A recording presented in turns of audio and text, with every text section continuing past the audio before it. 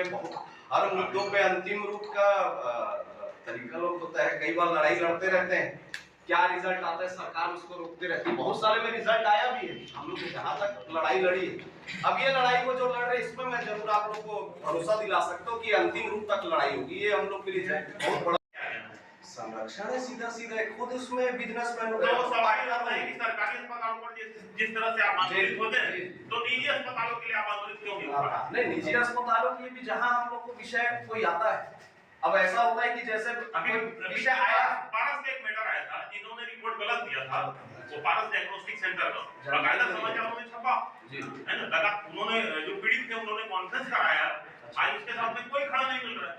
अब हम लोग से भैया तो माफी चाहता हूँ कि हम लोग के संपर्क में और मेरे को जानकारी नहीं थी, लेकिन हम लोग के पास जो भी आता है कभी ऐसा नहीं हुआ कि अस्पताल वालों से हम लोग के बहस न हुए या उनके काम न हुए। लेकिन कई बार ऐसा होता है पीड़ित भी वर्तमान मतलब थोड़ा दिन शिकायत के, कई बार ऐसा भी हुआ है कि वो लोग अपना फिर उस जगह से हट जाते हैं। हम लोग कई बार आह्वान करते हैं कि हमारे पास आओ और हमारे अगर आप खड़े रहेंगे स्टैंड होकर तो हम लोग लड़ाई अच्छे से लड़ सकते हैं।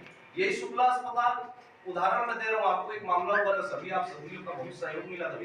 1.5 महीना 2 महीना परिवार हमारे साथ खड़े रहा, 2 महीना हम लोग लगातार अस्पताल के बाहर बैठे रहे। राजनीतिक मंचों से या मीडिया के किसी मैं कार्यक्रम में देखता हूँ, अभी हाल ही में देख रहा था महापौर जी उससे एक कार्यक्रम था डिबेट न्यूज चैनल का, उसमें बोल रही थी डॉक्टर साहब के कार्यकाल में बना यहाँ कोई व्यवस्था नहीं। मेरा मानना है कि स्वास्थ्य व्यवस्था में इतने हल्के स्टेटमेंट और राजनीति सरकार को नहीं करना चाहिए, क्योंकि स्वाभाविक है जो सरकार आज है वो अस्पताल बनाएगी। डॉक्टर साहब के आखिरी कार्यकाल में मुख्यमंत्री रहते हुए ये मेडिकल कॉलेज बना था।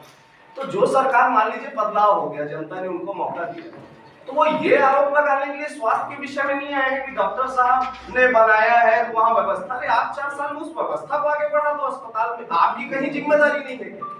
डॉक्टर साहब ने तो कम से कम उतना बड़ा अस्पताल बनाया जो कोविड में कम से कम वहां पे जितना प्रयास हो चुका किया गया तो इलाज हो चुका, अगर वो नहीं बना होता तो आज इस शहर की व्यवस्था आप सभी से किसी से नहीं छुपी हुई है। तो इतना हल्का स्टेटमेंट कांग्रेस को नहीं देना चाहिए, उस व्यवस्था को आगे बढ़ाना चाहिए। स्वास्थ्य व्यवस्था में कम से कम ये उन्होंने किया, ये उन्होंने किया, वहां आप जहां कर सकते हैं कांग्रेस सरकार को उनके जनप्रतिनिधि को करना चाहिए। महापौर जी अगर कई जगह ऐसा बोलती है, ये कितने बार राउंड गई है पिंडी मेडिकल कॉलेज, मैं आज तक ये स्टेटमेंट नहीं देखा इनका कि ये सिटी स्कैन है, यहाँ पे जो भी उपकरण है जो असुविधा है मैं उनके लिए सरकार से बात करूंगी। तो ऐसा ना करे, ये स्वास्थ्य का विषय है, हल्की चीज ना करे, उसमें मिल के भी चीजें वहां पे व्यवस्था सुधारी की जा सकती है। राजनीति के और बहुत सारे क्षेत्र हैं, मैं आप लोग के माध्यम से यही उनको एक मैसेज देना चाहता भी है। तो हम लोग मदद के लिए उन्हीं के पास लगाते हैं, बहुत सारे ऐसे मदद हम उनके माध्यम से होते हैं। यहाँ के विधायक उस नाते कह रहा हूँ, मैं उस नाते ही बता रहा हूँ, कुछ चीजें जो अपॉइंटमेंट होती है और जो व्यवस्था होती है डॉक्टरों की जो नियुक्ति होती है वो सरकार ही उस चीज को कर सकती है। मशीनरी तो खरीद सकते हैं डॉक्टर साहब को, इसका खरीद सकते हैं। इसके पहले जो यहाँ से लोग करोड़ों रुपए भेजे वो कहाँ गए हैं, जो इक्विपमेंट के लिए भेजे। हमारा सवाल तो वही मैं पूछ रहा हूँ, 2 साल पहले जो यहाँ से मेरे को खुद अधीक्षक साहब से बात हुई, हम बोले इक्विपमेंट के लिए तो गया था।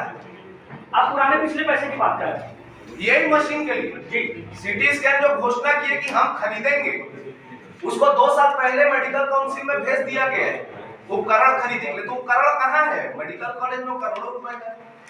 तो जो आप भेज चुके हो उसको तो कम से कम आप उसकी आप डिटेल सार्वजनिक करो, उसको क्या विषय आ रहा है, क्या कारण आ रहा है। स्वास्थ्य मंत्री टीएस सिंह और मुख्यमंत्री जी की लड़ाई, इसमें स्वास्थ्य मंत्री अपना स्वतंत्र रूप से जैसा काम करना चाहिए, स्वास्थ्य मंत्री वो भी उनके पास लोग जा रहे हैं ना काम कर पा रहे। इनकी लड़ाई का खामियाजा अगर स्वास्थ्य के क्षेत्र में कोई भुगत रहे तो जनता भुगत रही है। आज स्वास्थ्य मंत्री गायब है छत्तीसगढ़ से, उनके पास आप कोई भी विषय लेके जाओ वो मेरा नहीं चलता, मेरा नहीं होता। मुख्यमंत्री मतलब उन दोनों की लड़ाई में यहाँ पे हर दिन कम से कम 20-50 पूरे छत्तीसगढ़ में 50 लोग की जान जा रही, कोई मॉनिटरिंग नहीं है, कोई कुछ नहीं है। तो ये भी एक विषय तो है इन दोनों की लड़ाई, मुख्यमंत्री और स्वास्थ्य मंत्री की लड़ाई की वजह से स्वास्थ्य व्यवस्था बिगड़ी हुई। इससे लाभ होता है भाजपा केंद्र को, अगर लाभ होता है तो उसको बंद करने पे आ जाते हैं, प्रयास करने लग जाते हैं। उसी तरीके से राजनांदगांव डॉक्टर रमन सिंह जी का क्षेत्र है, मेडिकल कॉलेज उनका बनाया हुआ है। तो हो सकता है कि बहुत हल्की राजनीति तो मुख्यमंत्री जी और इनके लोग करते हैं कि ये डॉक्टर साहब का बनाया हुआ है तो यहाँ अव्यवस्था होगी, तो दोषारोपण जो भी दोष वो लगेगा वो डॉक्टर साहब पे लगेगा, तो हम व्यवस्था बिगाड़ देते, यही हो सकता है। क्योंकि मानवीय पहलू से तो उनके काम इसमें दिख ही नहीं रहे। पेंड्री कॉलेज में यहाँ के आए दिन लोग वहाँ पे मौत हो रही, आए दिन प्रशासन के सामने वहाँ प्रदर्शन हो रहे हैं, कभी आम पब्लिक कर रही है जिनके यहाँ लोगों की डेथ हो जा रही है, या राजनीतिक दल कर रहे हैं, या मीडिया भी स्वयं उन तकलीफों को पहुंचाने का काम कर रहा है। बाहर से लोगों को खरीदना पड़ रहा है, ये दवाई का भी बहुत लगातार वहां पे शिकायत है। सिटी बस इसकी मांग पहले भी हुई थी। अस्पताल राजनांदगांव से जो मेडिकल कॉलेज की थोड़ी दूरी है उसमें आर्थिक रूप से जो कमजोर है, गांव से लोग आते हैं, उनके लिए एक सिटी बस शहर से वहां जाने की व्यवस्था सरकार को करनी चाहिए।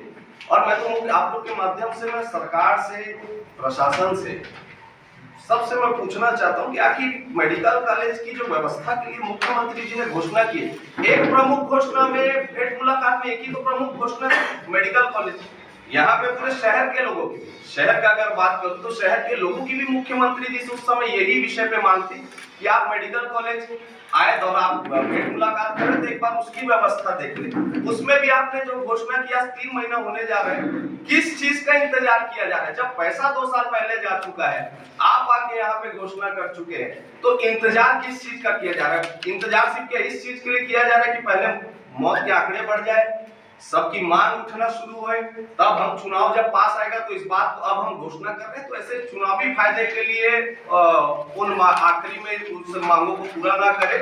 वहां की स्थिति बहुत दयनीय है पेंड्री मेडिकल कॉलेज की, हम सभी का सार्वजनिक जीवन में उसका अनुभव भी आप सभी को हो रहा है, हम लोग को भी हो रहा है। तो इन सब विषयों को लेके हमारी ये आज की प्रेस कॉन्फ्रेंस है।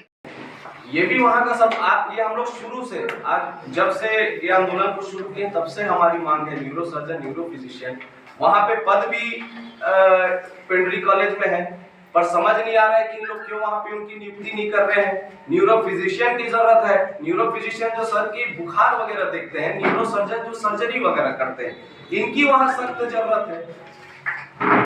अगर चोट, या मैं उदाहरण दे रहा हूँ कि सर की कोई चोट है, उसका अगर सीटी स्कैन होता है तो आधा घंटा जो प्रोसेस है 45 मिनट वहां से लाना ले जाना, सीटी स्कैन कराना, उसके बाद वहां पहुंचने के बाद न्यूरो सर्जन तो वहां है ही नहीं, न्यूरो फिजिशियन नहीं है जो सर की चोट हो या ऐसी गंभीर, तो वहां से रिपोर्ट को भेजा जाता है रायपुर।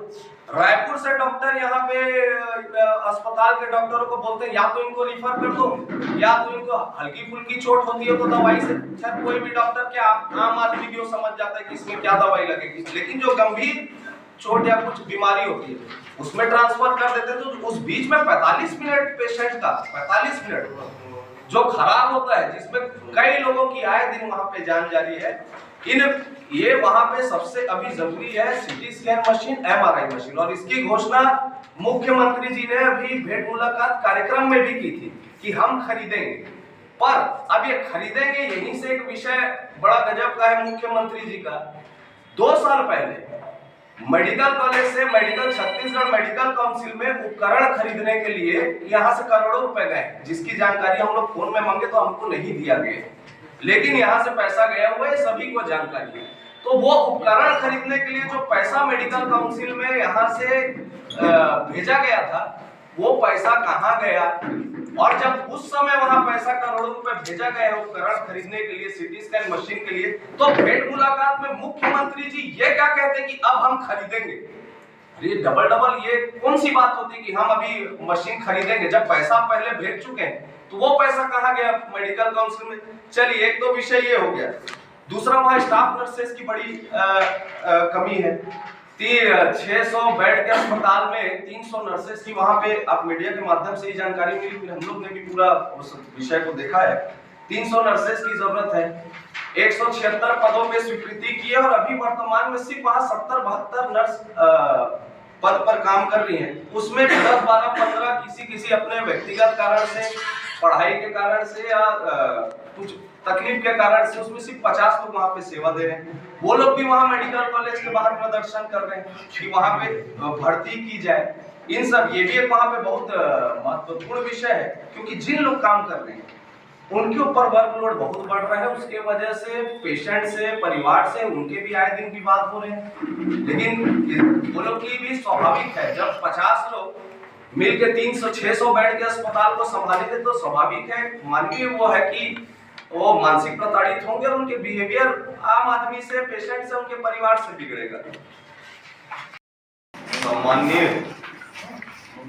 पत्रकारगण को मैं प्रणाम करता हूँ। आप सभी का इस प्रेस वार्ता में स्वागत करता हूँ। मेरे साथ इस प्रेस वार्ता में दक्षिण मंडल के अध्यक्ष प्रखर श्रीवास्तव, उत्तर मंडल युवा मोर्चा के अध्यक्ष सज्जन सिंह ठाकुर उपस्थित है।